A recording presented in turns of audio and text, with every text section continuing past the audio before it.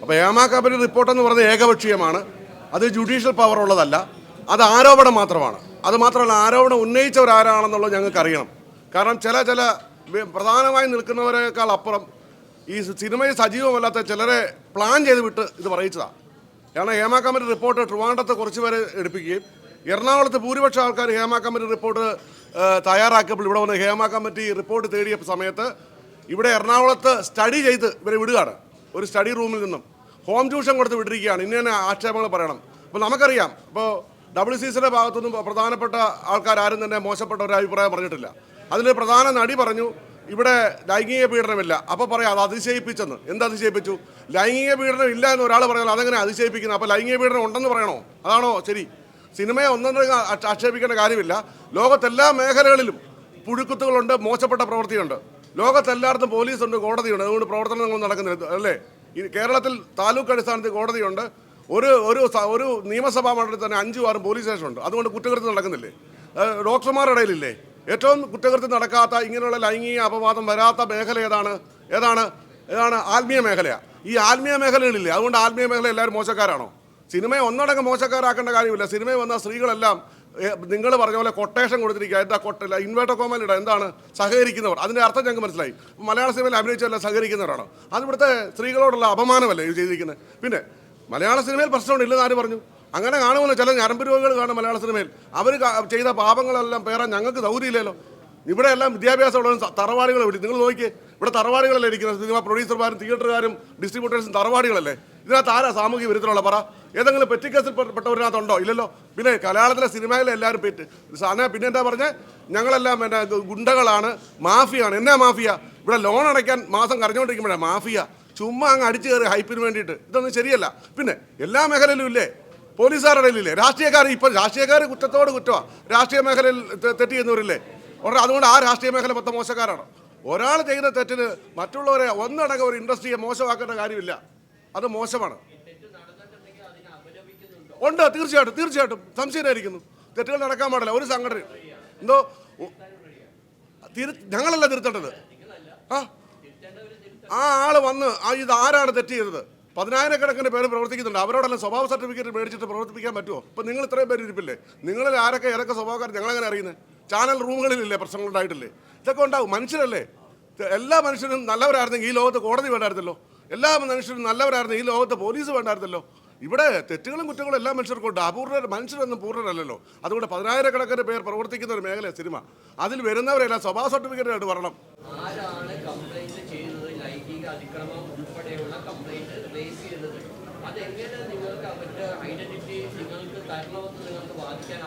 അല്ല, അത് ഞങ്ങളുടെ ലോ ആൻഡ് ഓർഡർ ഞങ്ങളുടെ കയ്യിലിരിക്കുന്നതല്ല. അറിയണം അവരാരാന്ന് പറയട്ടെ. അത് ഞാൻ പറയട്ടെ. ഹേമ കമ്മീഷനല്ല, ഹേമ കമ്മിറ്റി ആണ്. ഒരു പഠന റിപ്പോർട്ടാണ്. ഈ പഠന റിപ്പോർട്ടിൽ മലയാള സിനിമയിലുണ്ടായ പ്രശ്നങ്ങളെക്കുറിച്ച് പഠിക്കാൻ, പ്രത്യേകിച്ച് സെക്സ്വൽ ഹറാസ്മെൻ്റ് ആണല്ലോ അവർ പ്രധാനമായി അജണ്ടയാക്കിയത്. അല്ല, മറ്റ് പ്രശ്നങ്ങളല്ലല്ലോ. മലയാള സിനിമയെ ഉദ്ധരിച്ച് കളയാം എന്നായിരുന്നെങ്കിൽ ഇതിനു മുമ്പ് 2 റിപ്പോർട്ട് ഇരിപ്പുണ്ടല്ലോ ഷോ കേസിൽ ഗവൺമെൻറ്റിൻ്റെ. നിങ്ങൾ എന്തേ അതേക്കുറിച്ച് പറയാഞ്ഞത്? ഈ അടൂർ ഗോപാലകൃഷ്ണൻ കമ്മിറ്റി റിപ്പോർട്ട് മലയാള സിനിമയുടെ സമഗ്ര വികസനം ലക്ഷ്യമാക്കി ഉണ്ടായിരുന്നല്ലേ? ആ റിപ്പോർട്ട് പുറത്തുവിട്ടിട്ട് മലയാള സിനിമയ്ക്ക് ഗുണകരമായ മാറ്റം ചെയ്യണമെന്ന് നിങ്ങൾ എന്തേ പറയാഞ്ഞത്? അപ്പോൾ നിങ്ങൾക്ക് ഇക്കിളിപ്പെടുത്തുന്ന കഥകൾ പലർക്കും മതി. ഇക്കിളിപ്പെടുത്തുന്ന കഥകൾ, മോശപ്പെട്ട കഥകളും ഉണ്ടാക്കി, ഹൈപ്പ് ഉണ്ടാക്കി, നമുക്ക് കൂടുതൽ റേഞ്ച് ഉണ്ടാക്കി, കൂടുതൽ വ്യൂവേഴ്സിനെ ഉണ്ടാക്കി. ഈ സിനിമ എന്ന് പറയുന്ന മാധ്യമത്തോട് സാധാരണക്കാർക്കെല്ലാം ഇഷ്ടമാണ്. കാരണം ഈ മേഖലയിൽ നടക്കുന്നത് എന്താണ് എന്നറിയാൻ ആൾക്കാർക്ക് ആകാംക്ഷയുണ്ട്. അതിൻ്റെ പേരിൽ ഞങ്ങളുടെ സമൂഹത്തിൽ ഇന്നിപ്പോൾ കേരളത്തിലെ മുഴുവൻ പോലീസ് സ്റ്റേഷൻ എടുക്കാം, 100 പെണ്ണ് കേസിലും വന്ന് കാണുമല്ലോ, ഇല്ലേ? ഉണ്ടല്ലോ. അപ്പോൾ അതൊന്നും ആർക്കും ചർച്ച ചെയ്യണ്ടേ? മലയാള സിനിമയിൽ ഒരു നിസ്സാര കാര്യം ഉണ്ടായാലും അത് പൊരിപ്പിച്ച് കാണിക്കും. കാരണം സിനിമാ ലോകത്ത് ഒന്നും എന്തില്ല, രഹസ്യങ്ങളില്ല. ഇതാ സത്യം. പിന്നെ ഞങ്ങളുടെ മേഖലയിൽ നടക്കുന്നുണ്ടെങ്കിൽ അവരെ തുറന്നു കാണിച്ചാൽ അപ്പം ഞങ്ങൾ ശിക്ഷിക്കും. ICC അതുപോലെ തന്നെ ICC ഇല്ല. ഇതെന്തൊരു മോശമാണ്. ICC നിന്ന് നിങ്ങളോട് ആര് പറഞ്ഞു? ഈ ഫിലിം ചേംബറിൻ്റെ മിനിറ്റ്സ് എടുത്ത് കാണിക്കാം, നിങ്ങൾക്ക് കാണണോ? എല്ലാ മാസവും ICC കൂടുന്നുണ്ട്. പിന്നെ ICC പ്രവർത്തിക്കുന്നില്ല. എന്താ പ്രവർത്തിക്കാത്ത കാരണം? കംപ്ലൈൻറ്റ് ഇല്ലാതെ എങ്ങനെ പ്രവർത്തിക്കുന്നത്? ഒരു കംപ്ലൈൻറ്റ് വരട്ടെ. കംപ്ലൈൻറ്റ് വരാതെ ICC ഇങ്ങനെ പ്രവർത്തിക്കുന്നത്. എല്ലാ യൂണിറ്റുകളിലും ഒരു ലൊക്കേഷനെ ഒരു യൂണിറ്റായി എടുത്തുകൊണ്ട്, ഒരു വർക്ക് പ്ലേസ് ആയിട്ട് എടുത്തുകൊണ്ട് അവിടെ ICC രൂപീകരിച്ചതിന് ശേഷം മാത്രമാണ് ഫിലിം ചേംബർ പ്രൊഡ്യൂസർ അസോസിയേഷനും ആ പടത്തിന് സാക്ഷ്യം കൊടുക്കുന്നത്. അവിടെ രൂപീകരിച്ചിട്ടുണ്ട്. പിന്നെ അവിടെ കംപ്ലൈൻറ്റ് പറയുന്നില്ല. കംപ്ലൈൻറ്റ് പറഞ്ഞാൽ ഞങ്ങൾക്ക് അറിയണം. പൂശാനുണ്ടോ? എന്ന് പറഞ്ഞ പോലെ ഞങ്ങൾ വിളിച്ചു വെച്ചുകൊണ്ടിരിക്കണം കംപ്ലൈൻറ്റ് ഉണ്ടെന്ന്. അവിടെ ഒരു കംപ്ലൈൻറ്റ് ഉണ്ടെന്ന് ഓൾറെഡി എല്ലാ വണ്ടികളിൽ ഒട്ടിച്ച് വെച്ചിട്ടുണ്ട്. കേരളത്തിലെ പോലീസ് സ്റ്റേഷനിൽ എല്ലാവരും മൈക്കോട്ട് വിളിച്ച് പറയാണോ ആരെങ്കിലും പരാതിക്കാരുണ്ടോ? പോലീസ് സ്റ്റേഷനിൽ ചെന്ന് പറയണ്ടേ? ഇത് ഒരു ലോ ഉള്ള രാജ്യമല്ലേ? പറഞ്ഞു കാര്യങ്ങളെ പറയുന്നു. ഒറ്റക്കാരെ ചോദിച്ചു. അതെ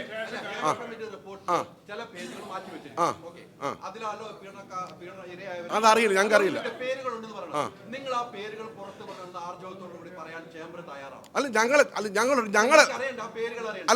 ഞങ്ങൾക്ക് ആ പേരുകൾ എങ്ങനെ ചെയ്യണം ഞങ്ങളുടെ കമ്മിറ്റി കൂടി തീരുമാനിച്ച് പറയും. എനിക്ക് ഒറ്റയ്ക്ക് പറയാൻ പറ്റത്തില്ല. ഞാൻ ഒറ്റയ്ക്കല്ല, ഫിലിം ചാമ്പർ എൻ്റെ ഫാമിലി ട്രസ്റ്റ് ഒന്നും അല്ല. ഞങ്ങളുടെ പ്രമുഖ നേതാക്കന്മാരിപ്പോൾ ഞങ്ങളൊക്കെ ജൂനിയേഴ്സാണ്. ഞങ്ങളൊക്കെ തലവട്ടപ്പന്മാരായിരിക്കുന്നത്. ഞങ്ങൾ ആലോചിക്കും, ജനറൽ ബോഡി കഴിഞ്ഞ് ഞങ്ങൾ ആലോചിക്കും. എന്തായാലും മലയാള സിനിമ ഇങ്ങനെ വഴിയിലിട്ട് തല്ലാൻ വേണ്ടിയിട്ട് അങ്ങനെയുള്ള മാന്യന്മാരൊന്നും മറ്റുള്ളവരൊന്നും മാന്യന്മാരല്ല. അത് മനസ്സിലല്ലേ? ഓരോൻ്റെ കയ്യിൽ ചട്ടി നടന്നിട്ട് മറ്റുള്ളവരെ മന്ദാന്ന് വിളിക്കുന്ന പരിപാടി നിർത്തിയത് എല്ലാ മേഖലയും നല്ലതല്ലേ? അപ്പോൾ നിങ്ങൾ വേണേൽ പച്ചയ്ക്കാൻ പറഞ്ഞേക്കാം. നിങ്ങളുടെ മേഖലയിൽ പല ചാനലുകളിൽ മാറി പലരും പോയതിൻ്റെ കാരണം എന്താ? ലൈംഗിക പീഡനമല്ലേ? അതെന്താ പറയാത്ത? പച്ചയ്ക്കാൻ പറയും. അതുകൊണ്ട് ഇതൊന്നും പറയണ്ട. ഞങ്ങളുടെ മേഖലയിൽ ആരെങ്കിലും ഉണ്ടെങ്കിൽ അവരെ ഞങ്ങൾ കണ്ടുപിടിച്ചാൽ അവരെ വെളിയിലോട്ട് ഞങ്ങൾ ആക്കും. പക്ഷെ കണ്ടുപിടിക്കണം. ഞങ്ങളെങ്ങനെ പേര് വെളിപ്പെടുത്തുന്നത്? ഞങ്ങൾക്ക് അറിയില്ലല്ലോ. നിങ്ങൾ പത്രക്കാർ പറയുന്ന കാര്യമാണല്ലോ ഉണ്ടെന്ന്. അവരെ പറഞ്ഞു വാ. ഞങ്ങൾ കണിയന്മാരാണോ? ദൈവം നമ്പർ പണിയുണ്ടോ? ഏമ കമ്മിറ്റി ദുരൂഹമാണ്. ഏമ കമ്മിറ്റിയിലെ ഈ പറഞ്ഞ പരാതി കൊടുത്തവർ ശരിയായിട്ടുള്ള ആർട്ടിസ്റ്റുകളാണെന്ന് സംശയമുണ്ട് ഞങ്ങൾക്ക്. അതിന് അടൂർ പറഞ്ഞു. എന്തോ ഫിലിം ചേംബറിന്റെ നിലപാടല്ല, എന്റെ സ്വകാര്യ നിലപാടാണ്. ഞങ്ങൾക്ക് ജനറൽ ബോഡി 2:30 ഞാനിവിടെ പ്രസിഡന്റ് എന്നുള്ള നിലയ്ക്ക് 2:30 ജനറൽ ബോഡി വിളിച്ച് പറഞ്ഞിട്ടുള്ളതാണ്. മെമ്പേഴ്സ് പുറത്ത് വെയിറ്റ് ചെയ്യാണ്. വളരെ അകലുന്ന് വന്നിട്ടുള്ള ആൾക്കാർ ദയവായിട്ട് നിങ്ങൾ ഞങ്ങളുടെ ജനറൽ ബോഡി അവസരം എന്റെ നിലപാടാ. ഹേമ കമ്മിറ്റിയിൽ എന്റെ നിലപാടാണ് എനിക്ക് പറയുന്നത്. എന്റെ നിലപാടേ ഉള്ളൂ. ചേംബറിന്റെ നിലപാട് ഓൾറെഡി പ്രസിഡന്റ് പറഞ്ഞു കഴിഞ്ഞു. ചർച്ച നടന്നിട്ടില്ല. ചർച്ച നടന്നതിന് ശേഷം പറയാൻ പറ്റുള്ളൂ. അല്ലല്ല, ഞാൻ പറഞ്ഞല്ലോ, chamber general secretary last word അല്ല. ഞങ്ങളുടെ കമ്മിറ്റിയുണ്ട്, കൂട്ടുത്തരവാദിത്തമുള്ള കമ്മിറ്റിയുണ്ട്. ആ കമ്മിറ്റിയുടെ ചർച്ച കഴിച്ച് പറയാം. Thank you very much. നിങ്ങൾ മാറി തരണം. എന്തോ അല്ല, അത് ഞങ്ങൾ ചർച്ച ചെയ്യും. ഞങ്ങൾക്ക് പല കാര്യം ചർച്ച ചെയ്യാനല്ലേ. ഒരു വർഷത്തിൽ ഒരിക്കലും ജനറൽ ബോഡിയല്ലേ സൂപ്പർ പവർ. എന്തോ അല്ല, അത് ഞങ്ങൾ എൻ്റെ വിധിയല്ലേ പറഞ്ഞത്, എൻ്റെ വ്യൂ അല്ലേ പറഞ്ഞത്. എൻ്റെ വ്യൂ ആയിരിക്കില്ല ഇദ്ദേഹത്തിന്. ആയിരിക്കുമോ താജുദ്ദീൻ എൻ്റെ ആ വ്യൂ ആയിരിക്കും? അല്ലല്ലോ. അപ്പോൾ ഞങ്ങളുടെ വ്യൂ അല്ലാതെ കൂടിയിട്ട് ഭൂരിപക്ഷം വ്യൂ ഏതാണ്? അതായിരിക്കും ഞങ്ങളുടെ അഭിപ്രായം.